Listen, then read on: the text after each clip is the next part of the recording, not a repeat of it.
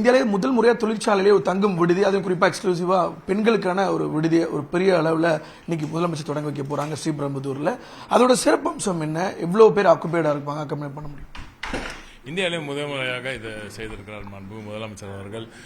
76 கோடி ரூபாயில் 18,720 பேர் நபர்களுக்கான தங்கும் விடுதி. அந்த தங்கும் விடுதி சாதாரணமாக சொல்லக்கூடாது, இது ஒரு வில்லேஜ் மாதிரி, ஒரு புதிய ஒரு கிராமம் மாதிரி உருவாக்கி இருக்கிறார்.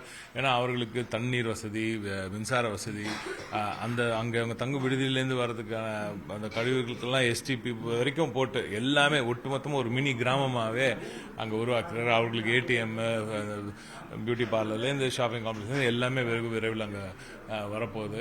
அவங்களுக்கு விளையாட்டுகளுக்கான இண்டோருக்கு அவுட்டோரில் விளையாடுறதுக்கான வசதிகள் எல்லாமே இது அவங்க பணிபுரியும் ஒரு இடத்துக்கு மிக அருகாமையிலே அமைத்து கொடுத்திருக்கிறார். அதனால் அதுவும் இல்லாமல் ஒரு பாதுகாப்பான ஒரு சூழ்நிலை, 4000 பேர் உட்கார்ந்து அமர்ந்து நல்லபடியாக சாப்பிட்றதுக்கு அவங்களுக்கு தனி கிச்சன் பிளஸ் ஒரு டைனிங் எல்லாமே அங்கே கிரியேட் பண்ணி கொடுத்திருக்காரு மாண்புமிகு முதலமைச்சர் அவர்கள். இது இந்தியாவிலேயே வேற எந்த மாநிலத்திலையும் இல்லை. முதல் முறையாக தமிழ்நாட்டில் திராவிட நாயகன் அவர்கள் இதை உருவாக்கி தந்திருக்கிறார். விமன் எம்பவர்மெண்ட்காக பல்வேறு ஸ்கீம்ஸ் ஆல்ரெடி ஆன்கோயிங்ல கவர்மெண்ட் பண்ணிட்டு இருக்காங்க. இப்போ இங்க அவங்க வேலை செய்யற இடத்துலயே இந்த ஸ்டே அப்படிங்கிறது மூலமா உங்களுக்கு எவ்வளவு என்னெல்லாம் சேவ் ஆக வாய்ப்பு இருக்கு? முக்கியமா அவங்களுக்கு இப்ப நீங்க ஏற்கனவே நம்ம விடியல் பயணத்தின் மூலமாக பெண்களுக்கான இந்த பேருந்து வசதிகளை தந்தவர் தான் திராவிட நாயகன் அவர்கள், நமது முதலமைச்சர் அவர்கள். அவர்களது இந்த முன்னெடுப்பில் தான் இந்த ஒரு திட்டமும் இவ்வளவு சீக்கிரமா உருவாக்கப்பட்டு இன்று அது திறப்பு விழாவிற்கு அவர் யாங்லிவே நேரடியாக இங்கே வருகிறார். அவர் யாங்லி அவர்கள் பேசும்போது கூட என்னிடம் இப்போ ஒரு அடுத்த ஃபிளைட்ல வந்துட்டு இருக்காரு. ஏற்கனவே போன்ல கூட பேசிட்டு இருக்கும்போது கூட அவர் ரொம்ப சிறப்பாக அவங்க எல்லாருமே ஆச்சரியத்துடன் பார்ப்பது, இவ்வளவு அருகாமையிலே இந்த ஒரு வசதியை ஏற்படுத்தி கொடுத்துருக்கீங்க.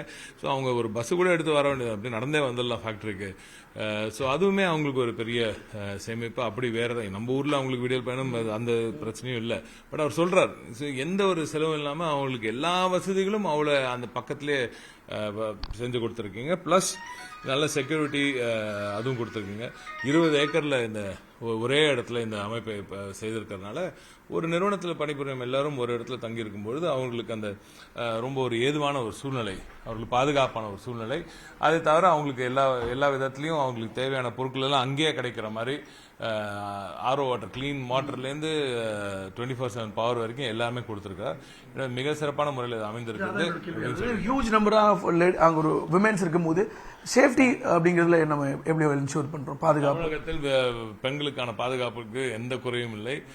அதை தாண்டி அவர்கள் அந்த இடத்துல தங்கும் விடுதிக்கு மிகப்பெரிய பாதுகாப்பு ஏற்பாடுகள் எல்லாம் நல்லபடியாக செய்திருக்கிறார்கள். அங்க ஒரு ஆல்மோஸ்ட் ஒரு கேட்டட் கம்யூனிட்டி மாதிரி தான் அதை பார்க்கணும். ஃபண்டிங்கை பொறுத்த வரைக்கும் நம்ம முழுக்க தமிழ்நாடு அரசு 706 கோடி, கிட்டத்தட்ட ஒரு 670 கோடி பேங்க் லோன் நம்ம சிப்காட்ல இருந்து போயிருக்கோம்.